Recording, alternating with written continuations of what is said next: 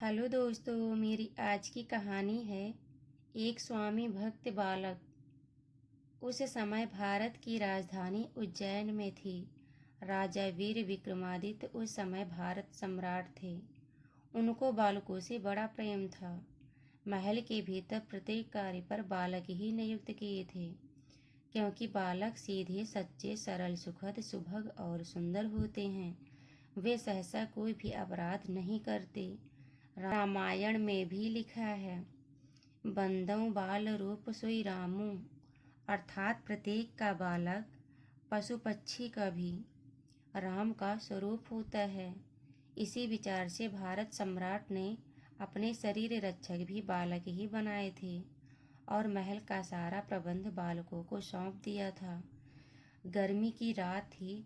सतखंडे पर महाराज सो रहे थे। पलंग के नीचे कालीन पर उनके शरीर रक्षक सो रहे थे।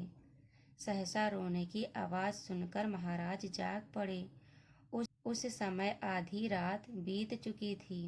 एक स्त्री को रोती हुई सुनकर महाराज ने कहा, पहरे पर कौन है? 5 लड़के एक एक घंटा जाग कर महाराज का पहरा देते थे। उस समय किशोर नामक एक क्षत्रिय बालक पहरा दे रहा था। वह चुपचाप सामने जा खड़ा हुआ। कौन? किशोर, सम्राट ने कहा। जी अन्नदाता, आज्ञा, किशोर ने हाथ जोड़कर कहा। किसी स्त्री के रोने की आवाज सुनते हो किशोर सिंह? राजा बोले। जी सरकार, किशोर ने कहा। जाकर देखो कि इस समय कौन रोता है और क्यों रोता है, दीनबंधु सम्राट ने आदेश दिया। अपनी तलवार लेकर किशोर सिंह गुप्त द्वार से महल के बाहर निकल गया। किशोर की आज्ञा पालक विधि को खुद देखने के लिए सम्राट भी उसके पीछे छिपते हुए महल से बाहर हो गए। सावधान सम्राट वही है जो अपने नौकरों की स्वयं जांच पड़ताल करता है। रोने की आवाज काली देवी के मंदिर से आ रही है। किशोर ने मंदिर में जाकर देखा कि एक अति सुंदर स्त्री रो रही है। मंदिर के पीछे एक रोशनदान था। उसके द्वारा सम्राट विक्रमादित्य भीतर का हाल देख रहे थे। आप कौन हैं देवी? किशोर ने पूछा। मैं राज्य लक्ष्मी हूँ, देवी ने कहा। आप क्यों रो रही हैं इस समय? किशोर ने पूछा। राजा वीर विक्रमादित्य की अकाल मृत्यु आ गई है। ऐसा राजा फिर मुझे कहाँ मिलेगा? इसी से रोती हूँ, देवी ने उत्तर दिया। राजा की मौत कब होगी? किशोर ने पूछा। आज प्रातः ठीक 4 बजे, देवी ने कहा। महाराज के जीवन की रक्षा किसी प्रकार हो सकती है? किशोर ने आंखों में आंसू भरकर पूछा। हाँ, हो सकती है, क्योंकि उपाय सब संकटों का होता है, देवी ने अपने आंसू पोंछे। बतलाइए बतलाइए, हमारे हृदय सम्राट कैसे बच सकते हैं? किशोर ने जल्दी जल्दी पूछा। अगर कोई कुंवारा व्यक्ति काली देवी के सामने अपना बलिदान कर दे तो राजा बच जाएगा। इतना कहकर राज्य लक्ष्मी अंतर्ध्यान हो गई। अपने आप किशोर कहने लगा, कुंवारा व्यक्ति मैं कहाँ खोजने जाऊंगा? मैं खुद ही कुंवारा हूँ। यदि 100 किशोरों के मरने से ऐसे सम्राट की जीवन रक्षा हो तो भी कोई बात नहीं, मैं अपना बलिदान करूंगा। इतना कहकर किशोर ने तलवार नंगी की और अपना गला काट कर देवी के चरणों में डाल दिया। यह हाल देखकर राजा ने मंदिर में प्रवेश किया। स्वामी भक्त बालक की लाश देखकर महाराज ने उसको उठा लिया।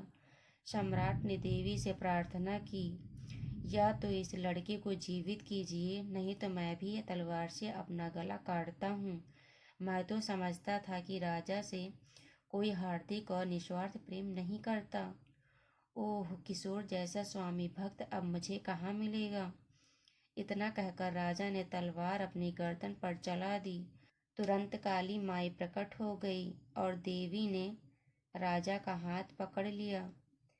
क्या बात है राजन, तुमको जीवित रखने के लिए बलिदान दिया गया है, अब तुम नहीं मर सकते, देवी ने तलवार छीन ली। माता, यदि आप मुझ पर प्रसन्न हैं तो इस लड़के को जीवित कीजिए, यह लड़का जीवित न हुआ तो मैं जीता हुआ भी मृतक बना रहूँगा। इसका गम मुझे खाता रहेगा। अच्छा तुम जाओ, तुम्हारे पीछे तुम्हारा लड़का भी जाता है, देवी ने मुस्कुरा कर कहा। राजा चला गया और अपने पलंग पर जा लेटा। देवी ने लड़के का सिर उसके धड़ से लगाया और उसे जीवित कर दिया। अपनी तलवार लेकर किशोर भी महल की छत पर जा पहुंचा। आ गए किशोर? सम्राट ने पूछा। जी अन्नदाता, किशोर बोला। वह स्त्री क्यों रो रही थी? सम्राट ने पूछा। कुछ नहीं सरकार, उसकी सास ने उसे पीटा था। मैं समझा बुझाकर उसे उसके घर पहुंचा आया और उसकी सास को धमका आया कि अब कभी बहू को मारा पीटा तो तुम्हारी शिकायत महाराज से कर दी जाएगी। किशोर ने बहाना बनाया। तुम धन्य हो किशोर, तुम्हारे माता पिता धन्य हैं। आज से तुम मेरे प्रधान सेनापति हुए, सम्राट ने किशोर को हृदय से लगाकर कहा। दोस्तों अगर मेरी कहानी पसंद आई हो तो प्लीज़ मेरे चैनल को सब्सक्राइब कीजिए और मेरी वीडियो को लाइक कीजिए। धन्यवाद।